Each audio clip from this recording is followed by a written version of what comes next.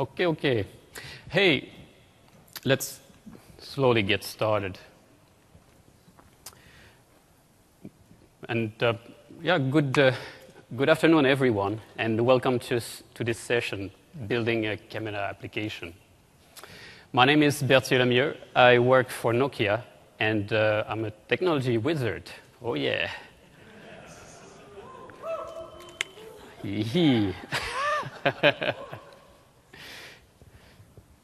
So today we're going to talk about camera in Windows Phone 8. First, we'll look at the hardware. What kind of camera modules, and especially the Nokia PureView cameras. The Nokia PureView cameras are really the best of the best, la crème de la crème, when it comes to imaging quality on a mobile device. So we'll look at that a little bit. Then we'll move to the software side and look at the APIs that you can use to communicate with the camera and to capture image, record video, and build your application.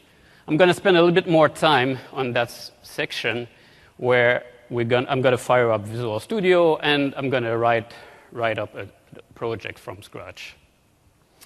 Finally, we'll look how you can improve the visibility to your application using the integration points that the Windows Phone 8 platforms offers you.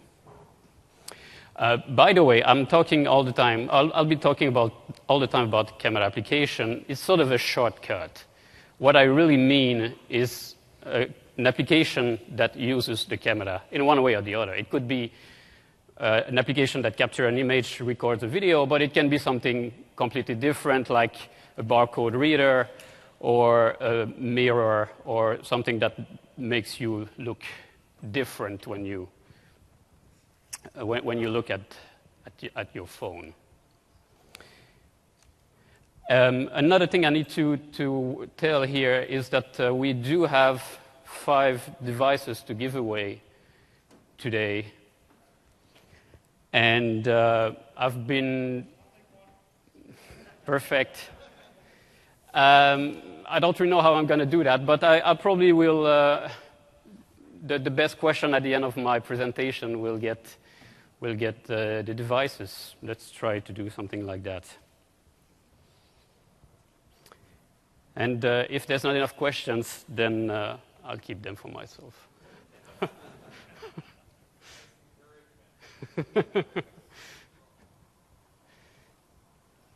All right, let's get started.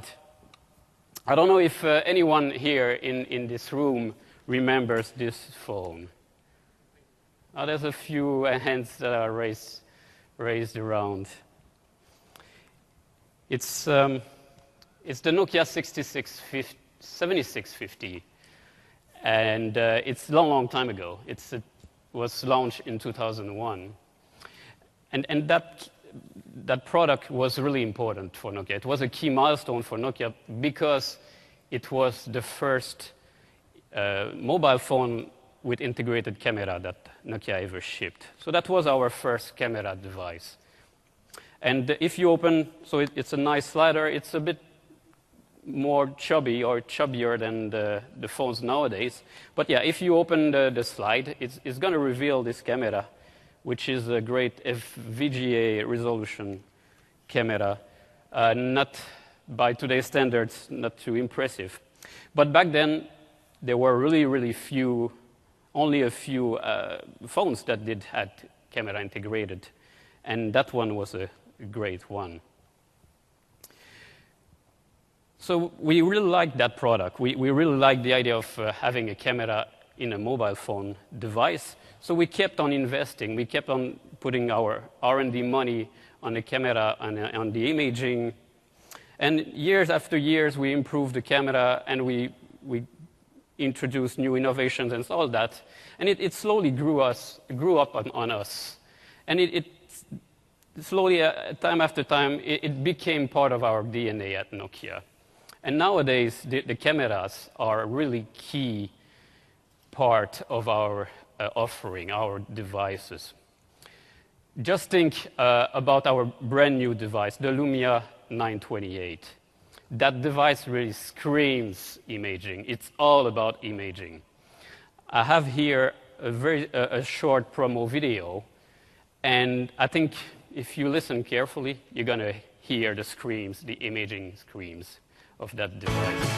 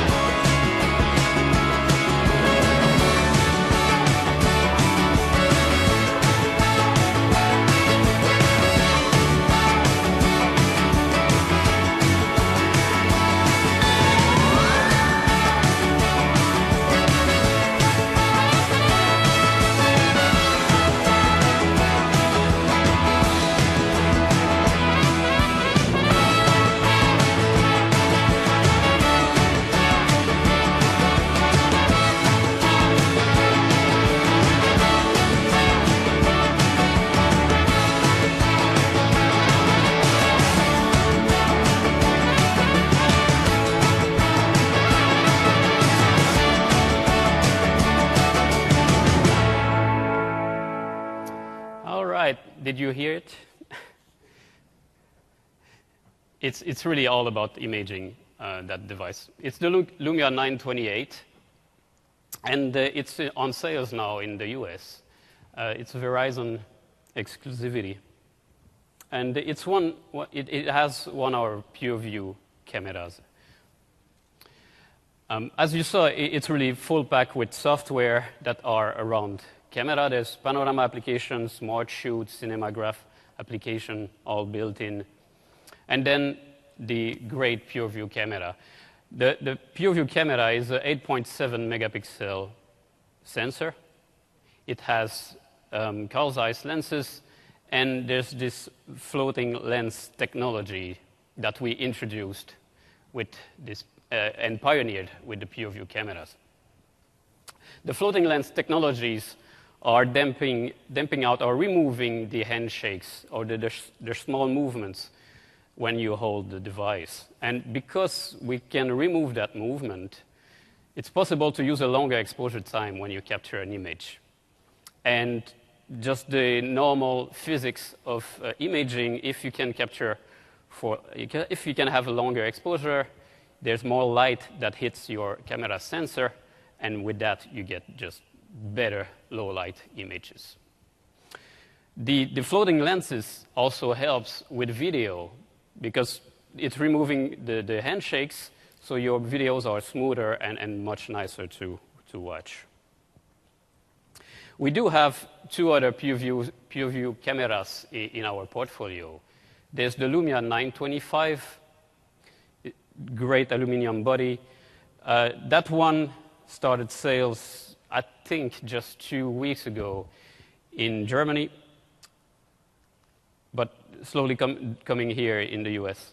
And then the Lumia 920, that one you perhaps have seen before. It has been around for a little bit longer. These three phones share the same camera, the same 8.7 megapixel camera.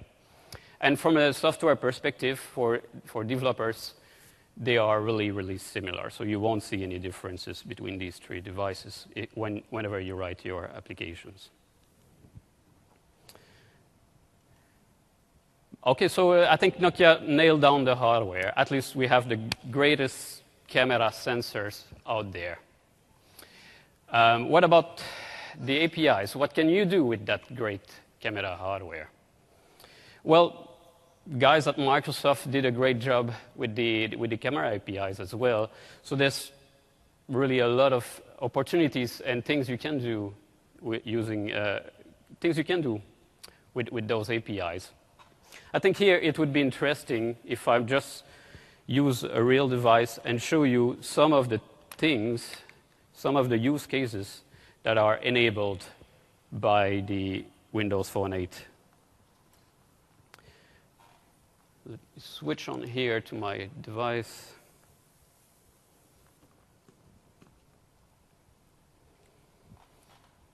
Whoops.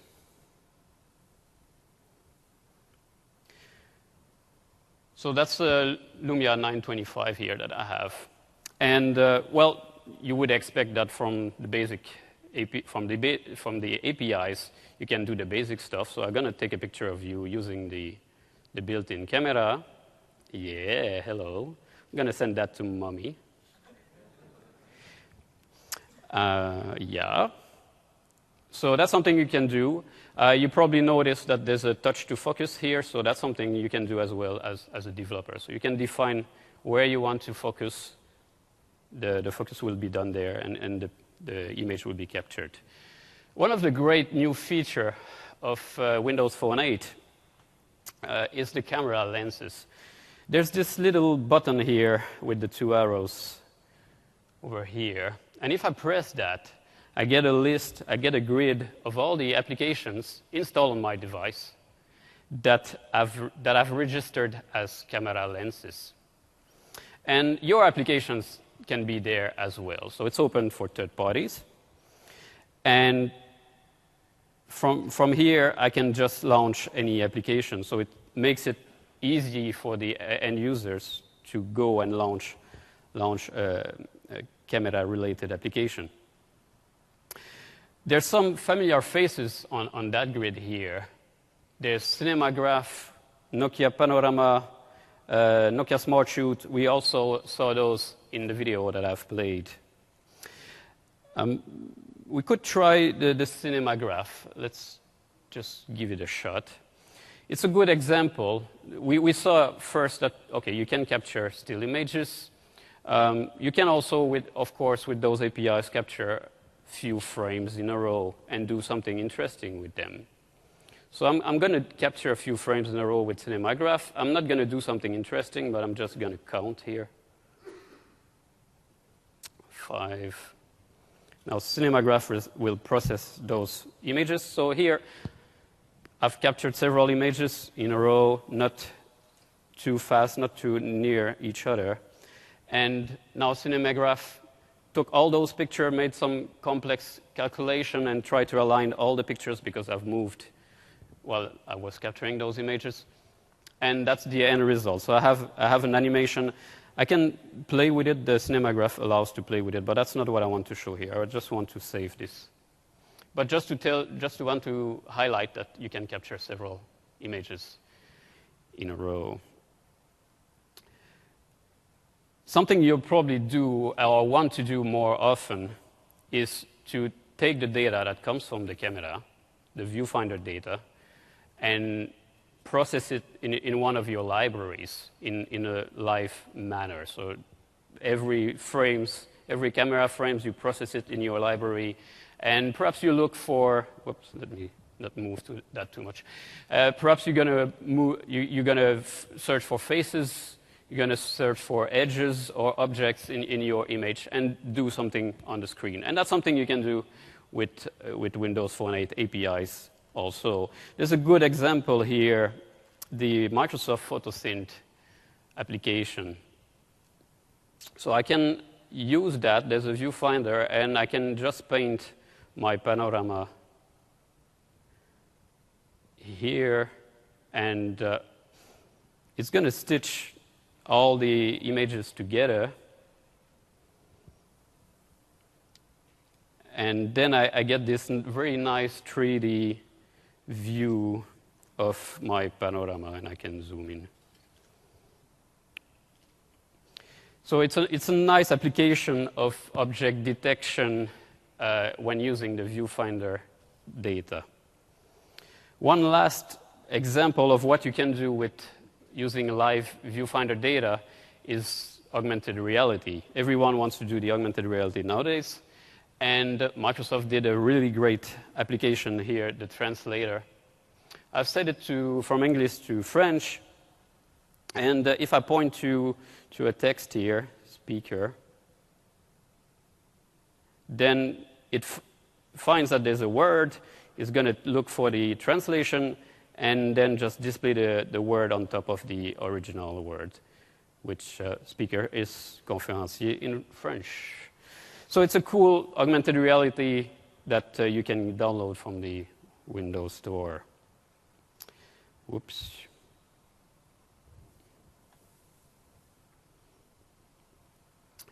So those are sort of typical use cases that you could do with the Windows Phone APIs. One last thing I want to show is, okay, we've captured a few images during the last few minutes. This one was captured with PhotoSynth. This one was captured with Cinemagraph. And you see that in the camera roll, I get this caption that says captured with somebody's name or some application name. And this is a feature called the rich media applications. And that's also something that you can do in your application. So you can subscribe or you can define that your application is a rich media application. It's going to show the same caption to all the images that you're publishing to the camera roll. All your images will have that caption right below the picture. And then the user, with one single click, can start the application. So now I started from a still image that was in the camera roll, and one click I get into the Cinemagraph application, and I get back my animated GIF that I created a little bit earlier. I think the rich media apps are really a cool thing, first of all, because your name is there, so a lot of visibility for your app. And especially if you do a great job at capturing an image, your images are really stunning and great looking, then having your name under it is really cool. From what I've seen, from my experience, this is an overlooked feature of Windows Phone 8. So not everyone is taking that into use, even though that we're talking here about 4 or 5 lines of code. It's really simple to do. So those are the use cases that are enabled by, or some of the use cases that are enabled by the Windows Phone APIs. I'd like to go and dive into those APIs with you in the next few minutes. When it comes to capturing an image or capturing a video, there's practically 3 main classes that you're going to use: the photo capture device, the audio-video capture device, and the photo chooser task. If you want to capture an image, go with the photo capture device, a video with the audio-video capture device. Both of these APIs, the photo and the audio-video capture device, are really similar. So once you know one of them, the other one is coming just really naturally. That's easy. I'm going to do a project with you right after the next slide that's going to use the photo capture device. The photo chooser task is in the case that you don't have time or it's not that important for you how the capture looks like, the capture UI looks like. So you can use the photo chooser task. It's just going to use the system launcher, the system chooser, and the user will be able to capture, to select which images he wants, or is going to be able to capture a new image.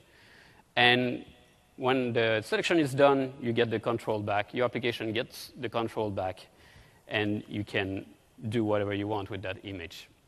So let's look at it, how it is done from the code standpoint. I said very simple. You just knew a photo chooser task. You hook the completed event with one of your callback and call the show on the task. At that point, you lose the control. The system chooser takes over. The user will see an image like that one, a UI like that one.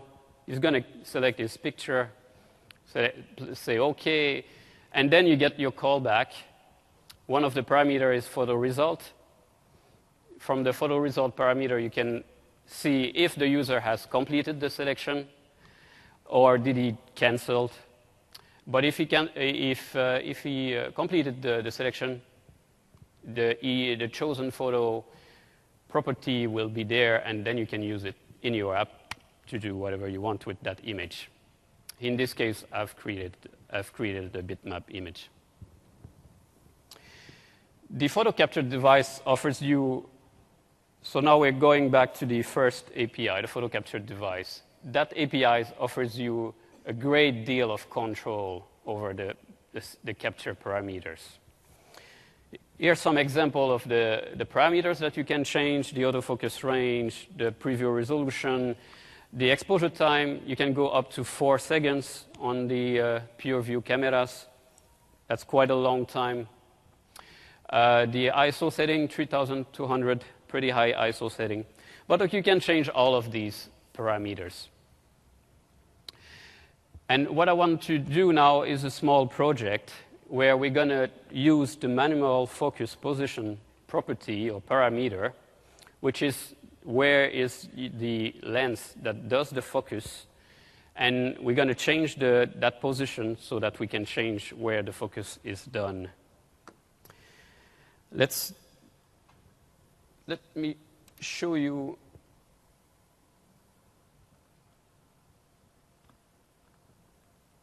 how that application will look like. The final application will look like, not like this, perhaps.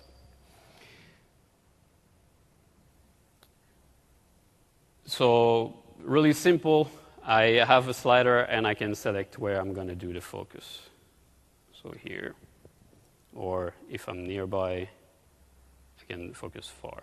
So very trivial, but because this is a level 200 presentation, and I think not everyone has coded for Windows Phone, I'm going to go very slowly and start from the very beginning to do my application.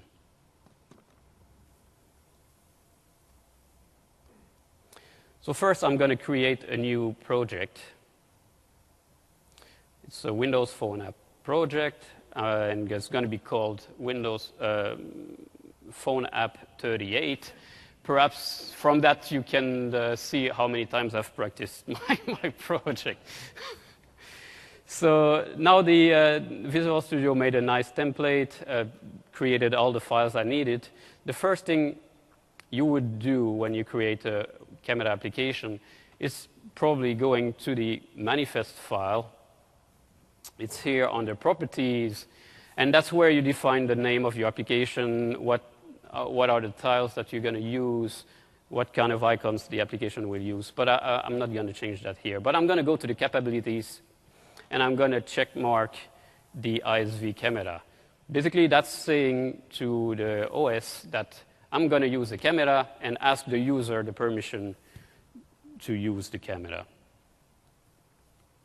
Then I'm moving on to the requirements tab. The requirements tab is for you as a developer. It's a way how to tell the Windows Phone store that, by the way, my application absolutely requires a certain hardware feature.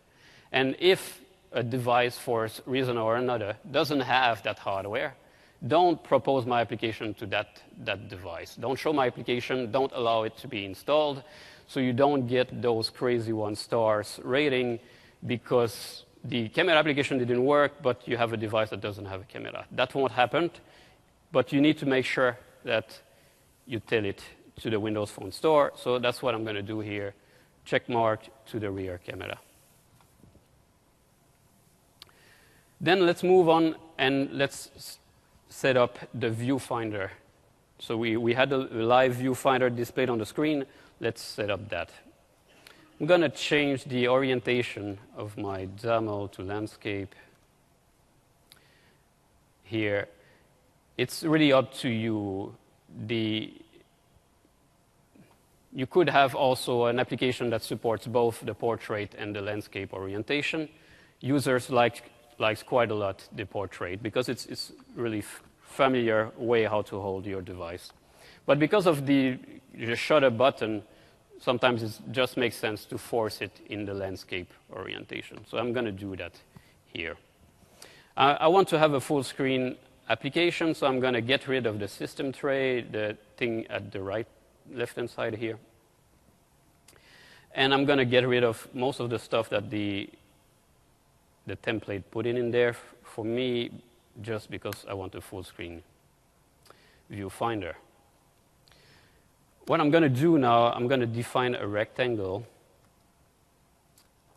and I'm going to make it so that it takes all the screen space that is available.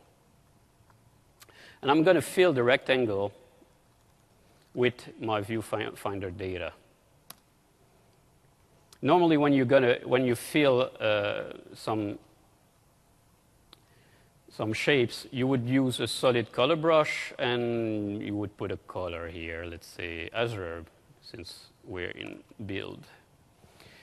So now you can see here that my viewfinder, my rectangles really covers the whole screen. But I don't want to use a solid color brush. What I want to do is really my viewfinder data. So I'm going to use instead a video brush. I'm going to give it a name called viewfinder brush. And with my code behind, I'm going to tell to that viewfinder brush that the source of the brush is a camera. So that's what we're going to do next. We're going to fire up the camera, switch on the camera, and then pass it to the viewfinder brush. So now I'm in my code behind. I'm going to need 2 private members in my class. I have them here. And one of the private member is the camera. This is the camera member. And it has a type of photo capture device. So that's really the APIs that we're interested in, that API that allows us to talk with the camera. Now, IntelliSense doesn't know where to find my photo capture device, so I'm going to do a control dot, which will find the namespace where that class lives in. It's quite interesting. So it's coming from Windows Phone Media Capture. There's quite a lot of information coming from that namespace. First of all, Windows. Windows tells you that, hey, this is not .NET API. This is an API coming from the Windows Phone runtime.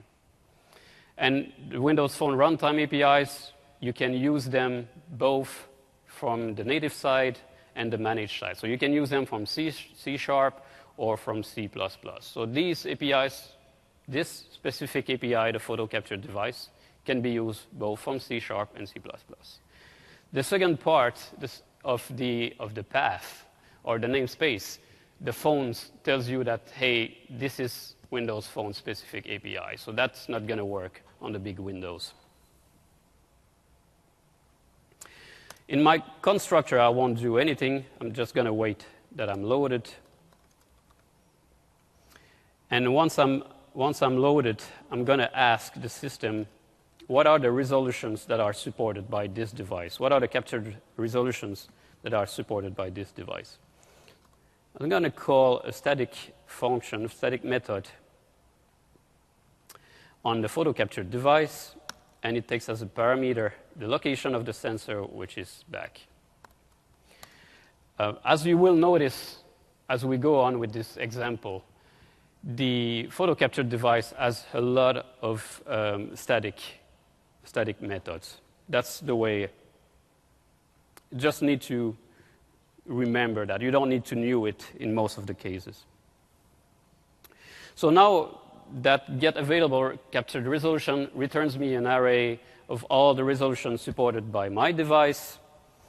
And what I'm going to do, I'm going to fire up the camera, reserve it for me, switch it on, make it ready for display on the screen. And I'll do all that through the open async operation. It's on the photo capture device, and it's called open async. And 2 parameters, again, the sensor location. I'm going to use the back one. And then the resolution I want to use by default. I'm going to use the one with index 0 from the resolution array. Now, this is an async call, so I'm going to have to await it. And I want to assign that to my camera member. So now I have a camera that is up and running. And the only thing left before I have a functional viewfinder is to hook that camera into my viewfinder brush that I've defined in my XAML code. And my viewfinder brush was here, and I'm going to call set source on it. And whoops. And now I get only 2 overloads. None of those use or accept photo capture device. So there's a little trick that you need to know, that there's a nice overload defined in the Microsoft.devices namespace. So now I have 4 overloads, and one of them will use a camera.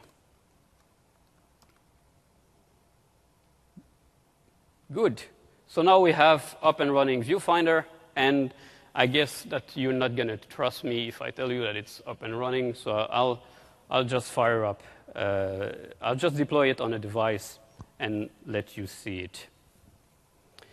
So here I have my device, the same one I've had earlier, but there's a little technical problem in my setup because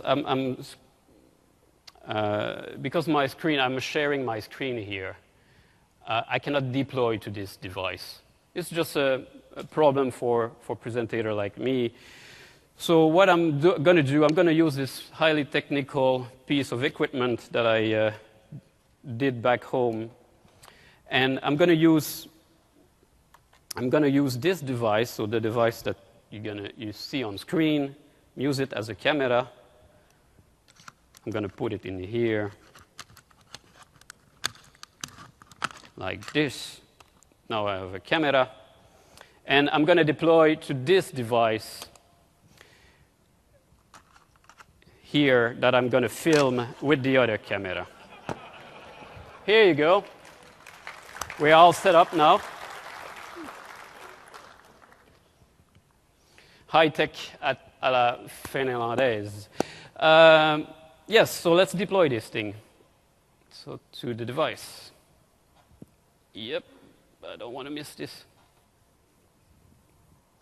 So now it's deployed. I started. It's deploying, and now loading. And here we go. I have a viewfinder, and it's really working. So I can even show that I'm not lying here. Whoop, this way. Cool. So I have the viewfinder up and running. Now let's hook in the focus slider. So if you recall, I had a focus slider there where I could select whether I focus in the near range or in the far range. So let's just hook that up to the application. So I'm going to drag in a slider to my application here. Let's make it big enough. I'm going to rotate it by this, put it here. I'm going to give a name to my slider, focus slider. And I'm going to make sure that I have a callback whenever something changes.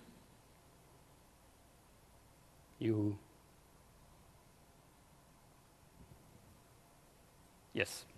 So whenever something will change, this method will be called.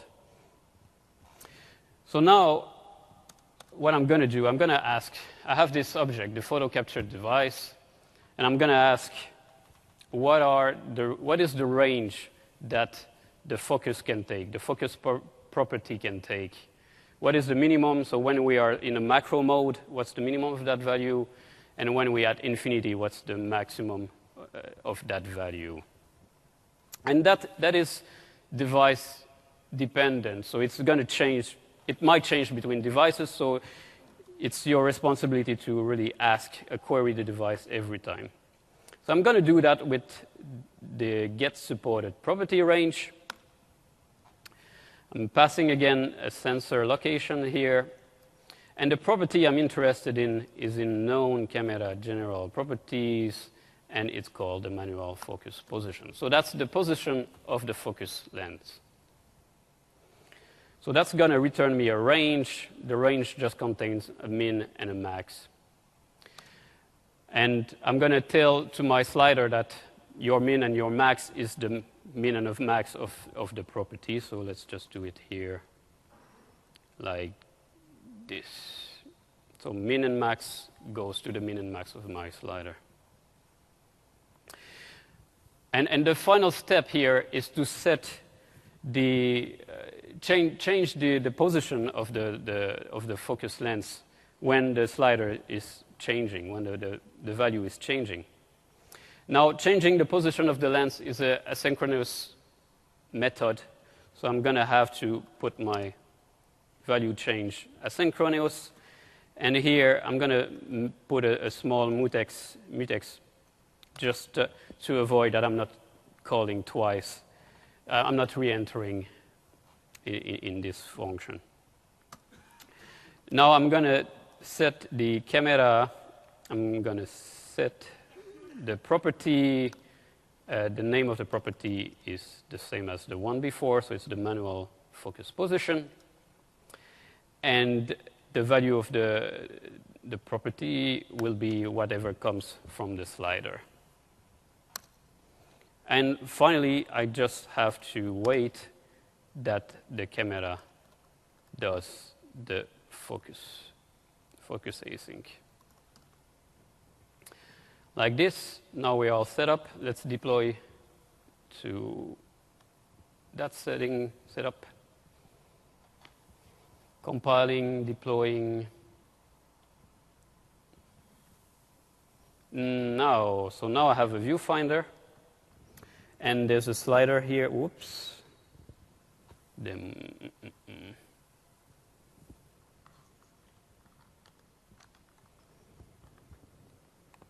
Let me get to my slider. There's a slider, and with the slider, I can now control where I'm making the focus. So the exactly same application as I've shown you previously. Good. I'm done with Visual Studio here. But hopefully now you know how to use, you have a good idea how to use the photo capture device.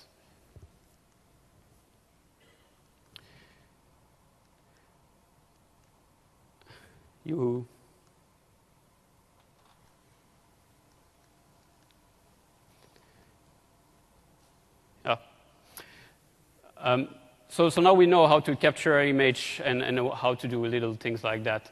I want to come back to what I've shown you earlier. I've talked about the camera lenses, and I've talked about the rich media applications. And those are really good ways to improve the visibility of your application. As a reminder, the camera lenses, there was the lens button in the camera application, the built-in camera application. You press that button, you get a grid of all the apps that have registered themselves as camera lenses. And there's the rich media apps where the screen on the left, where the name of the application is displayed right under the image, and tapping that link will open your application. There's 3 other integration points that you can use: the share picker, the photo edit picker, and the photo app picker. I'm not going to cover them today, but go on MSDN and look at those. Any integration points to the platform is good for you. It makes the users makes it easier for the user to get into your application. So how do you register for an application? It's really easy, but there's a little bit of magic. Yes, everybody has to be a wizard in Windows Phone. No, the magic here is just that you go on MSDN, go find the camera lenses documentation, and there's going to be this code here, the code that you see here, the XML code line. You copy these 3 lines of code. You go to your Windows mobile app manifest file. You paste that into your manifest file, and that's it. You're now a camera lens.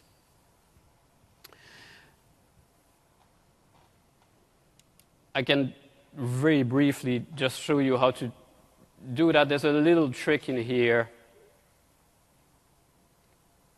in Visual Studio with the manifest. So the manifest by default is open. In this view, there's a UI for the manifest.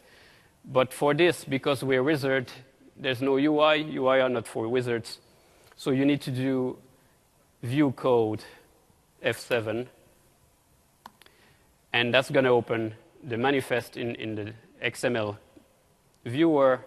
And here, you're just going to take the magic string, and you're going to paste it right after tokens like this, and save this, and now you're a camera lens. I'm cheating a little bit here. There's a little bit of things that you need to do also when you're called. For example, as from the edit picture, the user wants to edit a certain picture, so that picture URI will be passed to you on the unnavigated event. So you need to decode what's coming from the unnavigated event and deal with it. It's all in the MSDN, and it's cut and paste magic again there. That's easy stuff. So good, now we wrote a camera application. You're pretty happy with your application. There's a great sensor on the device, so you capture great images. But perhaps now it's about time to publish and make money with your app. But just before you publish, we strongly recommend you to test on as many devices as you can. One of the reasons is that the image configuration, the camera configurations varies quite a lot between the devices, and we start to have a very nice portfolio at Nokia. Now we have the 520, the 620, 720, 820, and the 3 PureView devices that I've introduced earlier. So it's pretty wide, and there's a lot of users, a lot of people using those. Of course, when you go down the price range, you need to do you need to save money somewhere, or you need to cut on the quality somewhere. So the megapixel count, for example, goes down a little bit when we go down the price point. Based on my experience, the megapixel count is not a problem. Nobody has a problem with that with their apps. They work just fine. But here, something worth to note is the 520 doesn't have a flash, and the 520 doesn't have a front camera. And that's really something you need to take into account. You cannot assume that every devices have a flash and have a front camera. So you need to check it in your code, make sure that is there a front camera on this device, and then do what you use that front camera if there is. Now, I know every one of you would like to get all these devices, but I only have 5 to give today, so that's not going to work out too well. But we do have this great or little service. What's going on with this? We have this service called the Remote Device Access. And the idea behind this service is that somewhere in Finland, there's a big room full of Windows Phone 8 devices. And I'm sitting just next to that room. And all those all those devices are connected through the internet, and you can deploy your ZAP file to these devices. So you just take your ZAP file, drag and drop it into one of the devices, and then through the web interface, you can test your application. You're going to see the same thing as, well, you're going to see the screen, and you can interact with the screen like you would with a normal device. It's free. You just need to register as a Nokia developer. And I can show you how it looks like here. So you're going to get a list of devices, and we try to keep it up to date. And as soon as a device is available on the market, we add it to our service. So now we have 520, 620, 720. Well, I think all of them are there right now. So you pick one of those. You say, I want to use it for 15 minutes. And it starts the application. You have it for 15 minutes. Deploy your ZAP file there. Try your application, and everything will go fine. And after that, you can publish your app. You can also reserve a time slot. So if the phone is not available when you need it, you can reserve it for tomorrow or the day after, and try it there.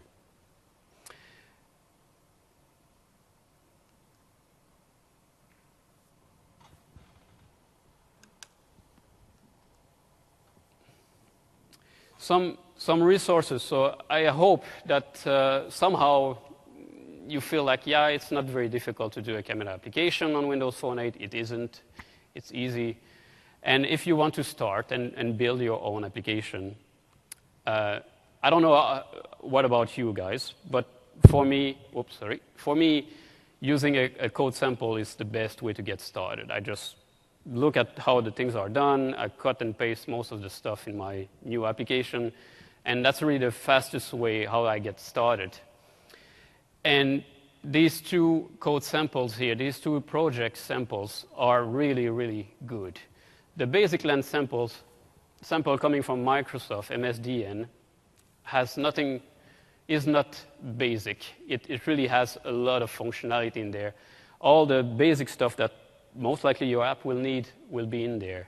So they show you how to do the touch to focus that I already demoed before. They show you how to do a photo carousel so that you can swipe between all the photos. They show you how to do pinch to zoom, how to switch to the front camera and all that. So it's basic lens sample, really good, really useful resource.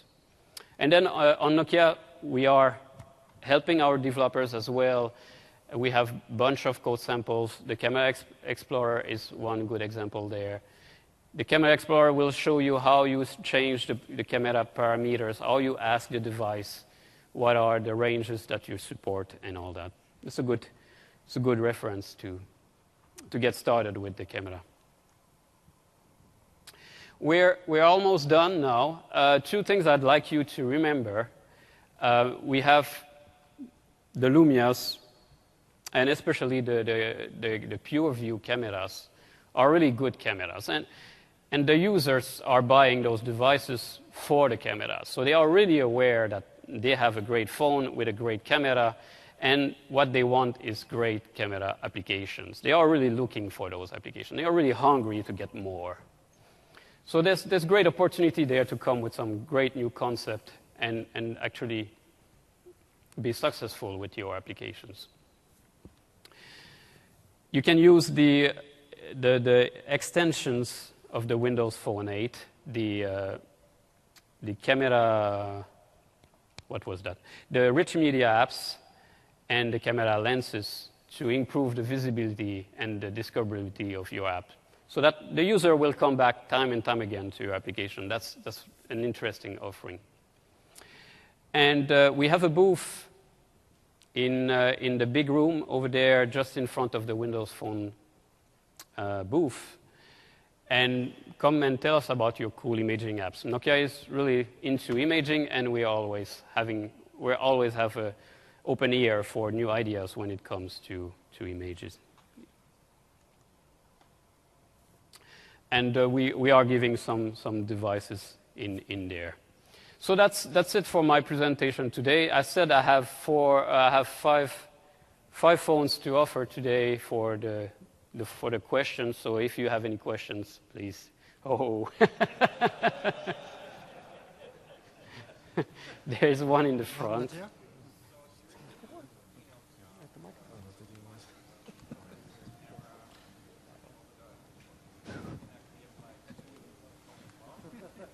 So the question is that, oh, there's too many.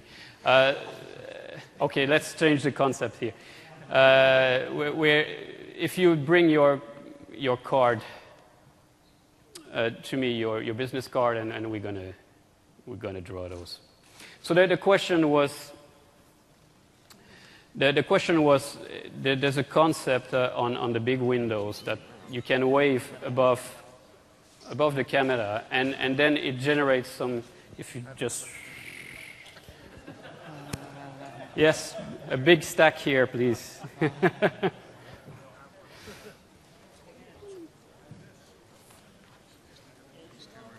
Yeah,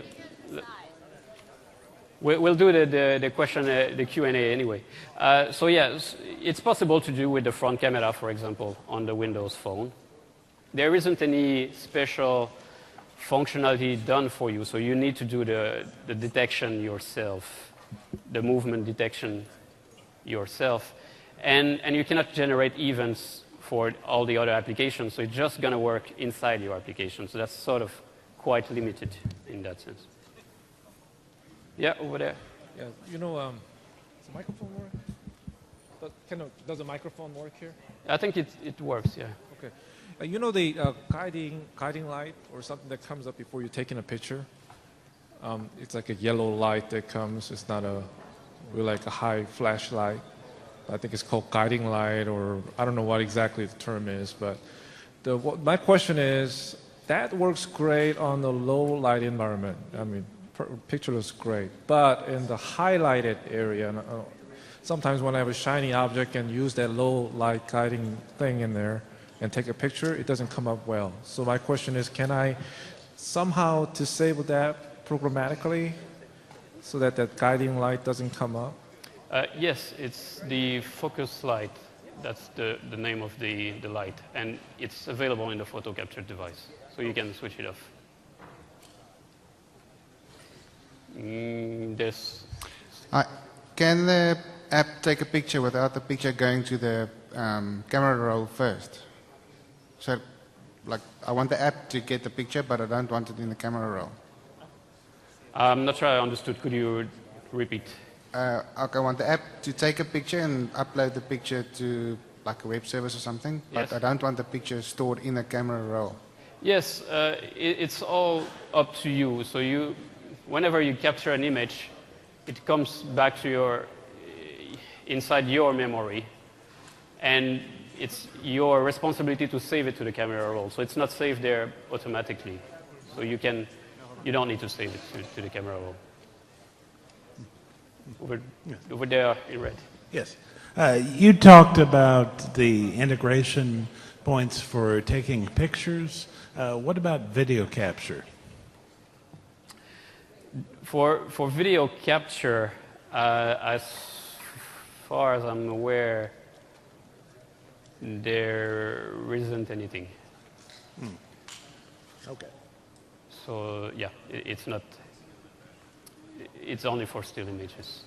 Over there.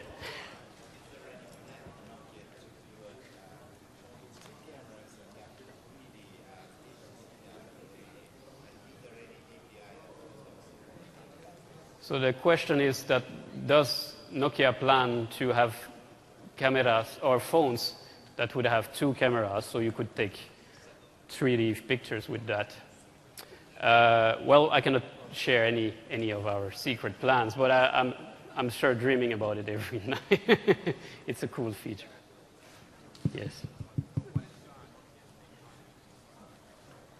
So actually, The question is, what is our take on HTC Ultra Pixels? I'm a technical dude, so I'm not talking for the company. So I cannot tell here, but what I can say is that the 928, so our latest device, we believe those are the best camera devices you can find on the market. So we believe we have the best camera sensors around. They're on the mic over there. Is there any way to get multiple exposures in one picture, like HDR? No, you only have one like exposure. With the exposure compensation? You can change. You can take the picture several times and then change the exposure every time. But you cannot take one picture that somehow would have different stage of the exposure. In blue. Over here? Yep. No, just there. Yep. You.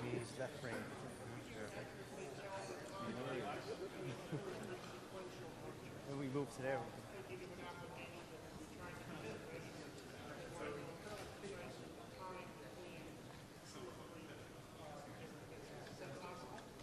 So the question is how to know how to define, or how to know that the time between two images or two or three images when you capture several of them, to know that the time in a very accurate manner.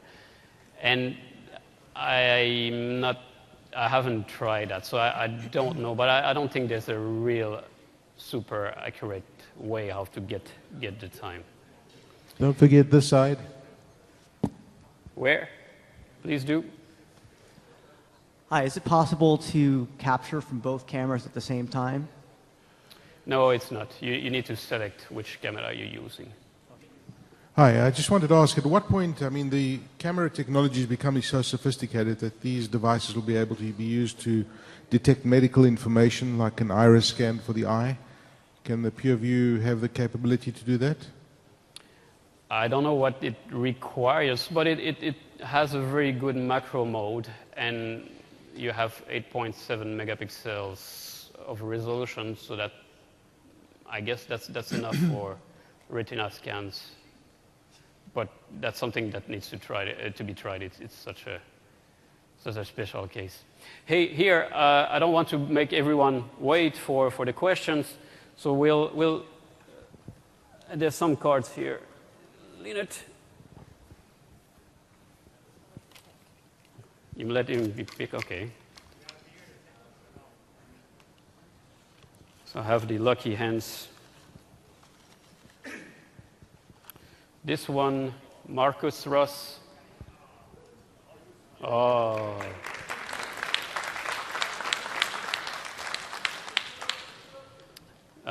Murat Balsi from Qualcomm. Congrats. Kevin Tams from Extra Space Storage.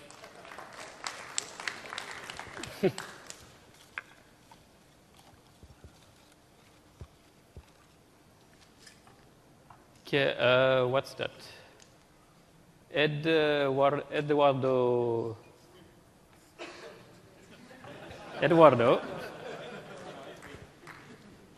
And one left, right? One more. This one, oh yeah, that's a beautiful one. So Ashin, I give it back to you. So I'd like to thank you everyone for joining the session, and go and create your apps. I'm going to be here for the next 30 minutes, so just come nearby if you want to ask for more questions.